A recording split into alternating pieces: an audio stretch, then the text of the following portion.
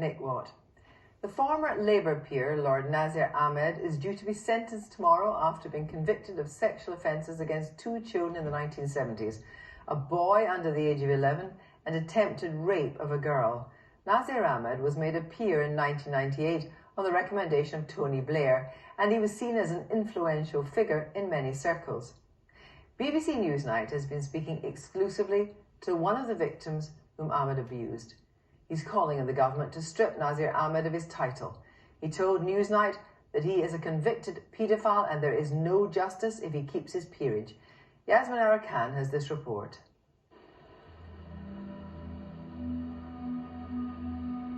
Ever since the abuse, all I've tried to do is bury it. You try and lead a normal life, but you can never lead a normal life. This man, who we are calling Mr. B, is paid by an actor to protect his identity. He is speaking exclusively to BBC Newsnight about the abuse he suffered as a child at the hands of the peer Nazir Ahmed when he was 17 years old. Here is a man that's got political clout. He knows powerful people. He knows prime ministers. I was quite worried in terms of the consequences of going and making a complaint against him, in terms of what he might be able to do to me.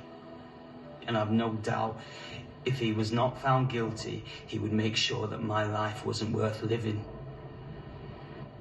Nazir Ahmed is due to be sentenced at this court for serious sexual offences of a boy under the age of 11 and the attempted rape of a girl. We don't yet know what his sentence will be, but what we do know is that he will retain the peerage bestowed on him by the Crown. He will continue to be Lord Ahmed of Rotherham. Nazir Ahmed, a former Labour peer, is no longer a member of the House of Lords. Following the BBC Newsnight investigation, Ahmed resigned in 2020 ahead of the House agreeing to a report from its Conduct Committee which recommended that he should be expelled. The Lords Conduct Committee concluded that he had sexually and emotionally exploited a vulnerable woman who had sought his help. Many don't think this is enough and that he should be stripped of his peerage completely.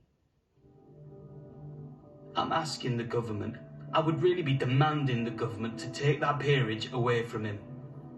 That title is bestowed upon people that have got some honour, some dignity, and he's got none of that. He's a convicted paedophile. There's no justice in that. The charity Muslim Women's Network UK are supporting Mr. B's cause to the government. They have written to the Lord Chancellor calling for Ahmed's title to be removed as soon as possible. What kind of message does that send to victims that somebody that's committed such an appalling crime that can continue to use that privilege and that title?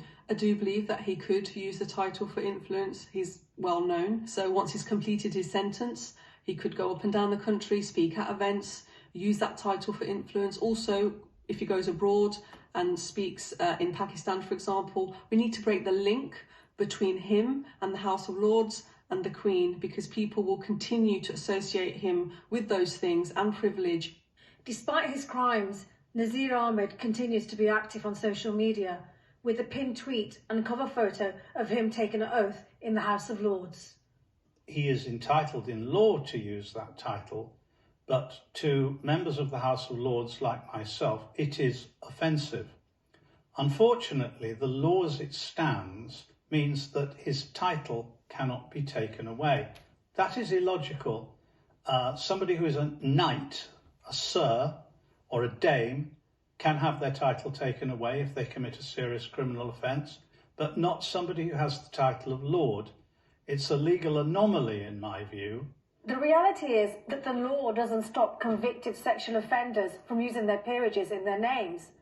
Lords and baronesses can only have their titles stripped if they are deemed enemies of the UK. But for the law to be changed, there needs to be a primary act of Parliament. Alexander Stafford, the MP for Rother Valley, which covers parts of Rotherham, is trying to do this and has started a petition for Ahmed to be stripped of his peerage. So my petition is to ask the government to bring forward an act of the House of Commons to get rid of his title from him.